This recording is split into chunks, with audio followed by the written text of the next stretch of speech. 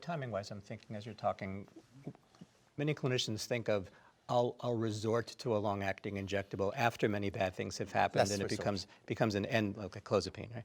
Becomes an end thing. But when you think about the notion of progression and course over time, if we did invert that and think, well, let's go with something that's foundational early on, potentially to avert some of the consequences later on and not have those many episodes, to this question that came up before, will I be on this medicine forever? We touched on this earlier. If we use something like an LAI early on and get you through the treacherous windows of relapse and recurrence and get you well, potentially your regimen may even be simpler down the road. We worry about things with very, very long-term use with dopamine blockers and partial agonists, even like tardive dyskinesia.